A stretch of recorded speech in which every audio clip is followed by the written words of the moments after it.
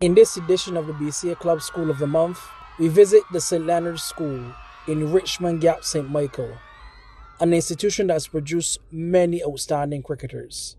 We are excited. This is we. Ryan Hines, it's a pleasure to be here with you. Thank you, Stephen, and thank you for having me. We are at the St.Leonards School. We're in your formative days. You spent a lot of time actually playing at the school. Can you tell me how the experience was coming through the ranks at the St.Leonards School? It's good you asked that question, Stephen. I can remember, like I said, in my formative years, leaving West Terrace Primary, after I realized I passed for St.Leonards boys, we actually reached the finals at the time Cable and Wireless on the 15 finals that was staged at the Cable and Wireless facility. And at 11 years old, I was this teeny playing against Andre Danger Most Evening, who broke the record, who had about 70 odd wickets. So that matchup was Andre Evening versus Ryan Hines. I can remember that day. My mum was at cricket, may she continue to rest in peace. And I got up for naught, I made her laugh and cry. But having said that, my experience playing at St.Leonards, whenever I come through the southern gates, is always a great feeling because I knew where the school came from to where it is now. When I passed for St.Leonards School, we never had a pastor. We had to use Erie, and sometimes we never really got transportation for practice. But that never really deterred us.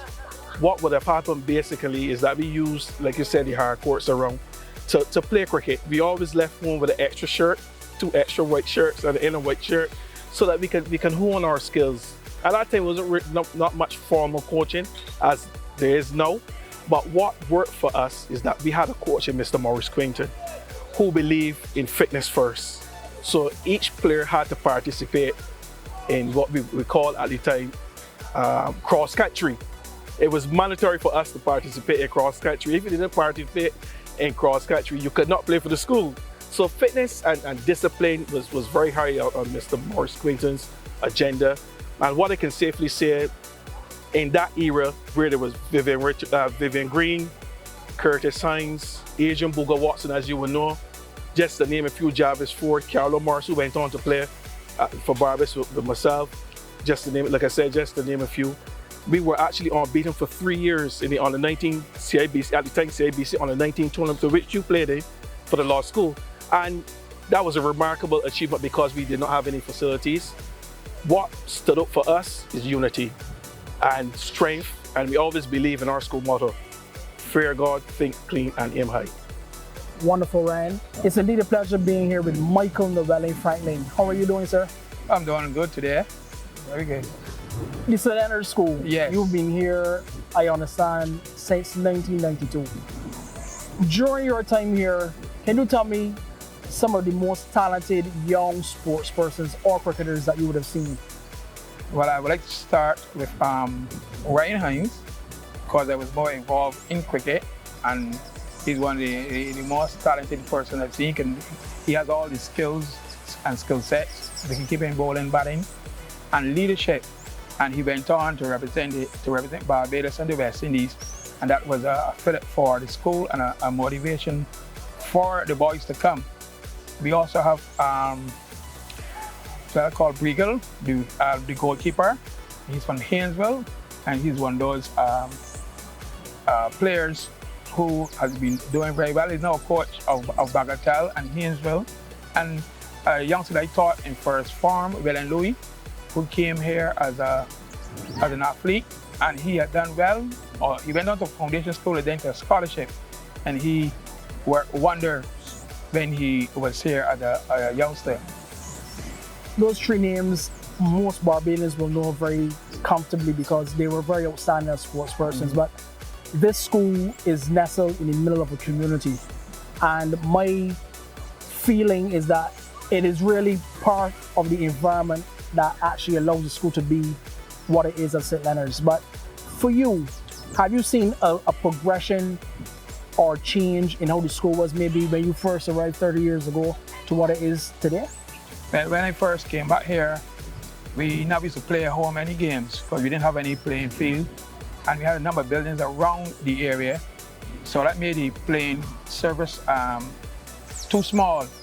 So the principal asked me I can do. So he sent me to the ministry to have a meeting with the project manager. And at that meeting, the project manager said, well, things can happen, and so things start to work from there. Then we had a principal, Mr. Adams, who had drawn up some plans to expand the playing field and have a pavilion built. That was in 1997, so that the boys could play home some cricket and some football. And this is the first time we were actually playing home games in cricket. Because we used to go, we were nomadic persons, We played at YMCA, home ground, at BRC, home ground. We played at Harrison College, big ground, the home ground. Then we went to BCC and played there as well. And we played all of the places at our home ground. But with the grading of the field, we were able to come home around 2006, 2007. And from then on, we started to play and we improved tremendously. The former days with Orion and those fellas, you have to journey to the BCC. And sometimes we weren't given any bus fare. And at that time, Mr. Quinton was the coach dealing with it. And I, as a teacher, had to assist Mr. Quinton because we had a whole set of boys going up there, And when we started to play here, we got boys like Boucher and Shamar Holder, who was a recent test player. And he was able to train here and not, go on the street to get to grounds at BCC. And it was a little comfort to be here. Plus we had the construction and the opening of the pavilion. And for the very first time, boys will be able to sit down in the pavilion and we have home grounds and have an area where we can call home.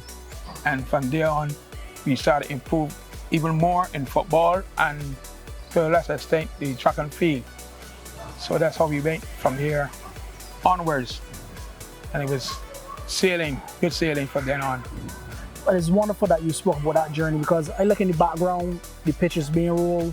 My understanding is that there's a under 13 game being played tomorrow. But some recent success of that under 13 team, how or what do you think has contributed to that type of success in recent times? Well, I would say that there were a number of boys. We had the under 13 came here in the midst of the senior competition. And a lot of the boys came here not playing at primary school and had lower skill levels. And then, fortunate for us, Johnson came on board with me, and we had over 40 boys. So he was able to deal with the junior boys and get them up to a level that they can compete. And they did very well. And as a result, we have people like Lenny Clark who went on and recently played on the 15 for Barbados. And Kieran Giddens, who went to trials as a first farmer. And so, although the boys were not as, I would say, up to par with the skills because they were still learning, as people say, a journey now start. The boys held their own and they played around the 4 or 5 boys who had some kind of experience in playing. And so we won the competition easily in the front again foundation because the boys not only did what they had to do, but with Mr. Carter, Jonathan as a mentor, and it was telling about their experiences and his experience and so on. They looked up to him as a former test player, and it was easy for him to get him to work because he could use examples. And I, at that time, had a lot of administration to do and admin work to do, and it was better for me to end up with the score and look after letters and boys who's sick and the parents and complaints and so on, while Jonathan had concentrated on the coaching. And that's where we went from there. That's why with all of these boys, we have boys from various backgrounds. We have boys from St. Lucie, St. Philip, St. Andrew, and some around the city. So they bring different cultures. And we have a lot of mixed behaviors as well. And so I would concentrate on the psychosocial aspect of it and support Jonathan in his endeavor to mold a team. And as a result of last year, we saw the fruit that the seed that he had planted. And we went also to the under 15 finals against Combermere, which we had 2 good players there, Jahidi and Paris, and they did a two-man job on us. We faltered in the first innings, but in second innings, when our boys started scoring runs, it was a little too late. But we were building a team from most of the boys who came from background, not playing cricket at Pittsburgh Primary School. And one of the things we would have here, even with sports, is that although the school finished at 2 o'clock, children want to get to the various destinations because they don't have the transition like some of their brothers and some of other schools, so they run away. Not that they don't want to play. So when they get older, like 13, then they stay at school. So we got to try to get some of the parents and so on to come around and pick up the children so they can stay and train and practice. But the boys are keen, and a number of our boys here were also footballers. Some just came up with track. So the cricket team, actually the track team, footballers, and then hardcore cricketers. So we have to mold them together and get them playing as a team. And tomorrow we're defending our championship. Well, Michael Franklin, you've been here for 32 years. We want to commend you for the outstanding work that you've done at the school. And I want to provide you with the opportunity to let us know what do you believe is, what you would say, the most satisfying thing that you would have had in your journey so far. But the most satisfying thing I've had is to see the success of the players. Seeing boys who came here and had a little knowledge of the game and strategies and tactics, and to see them grow and to become national players. And some of them have gone on to be students, and some have gone to university.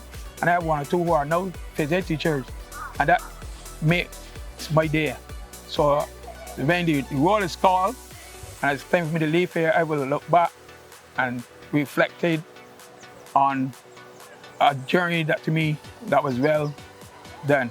So I feel happy to know that not many boys would have dropped out, and they went on, and I can see a lot of them playing every Saturday, and some of them are coaching and even managing. And I feel I have done what I came here to do, and look forward to other things and pass the baton on to the next person who probably come, because I'm maybe up to 70. I'm way down the hill now to go home. So when I go home, I want to make sure the baton is passed to somebody else who can carry on the legacy and get the boys working. Because boys need that push and mentorship. Well, Michael, thank you again. You've done an outstanding job, and we want to thank you for giving us some time to speak to you here at the St. Leonards School this afternoon. Thank you, Stephen.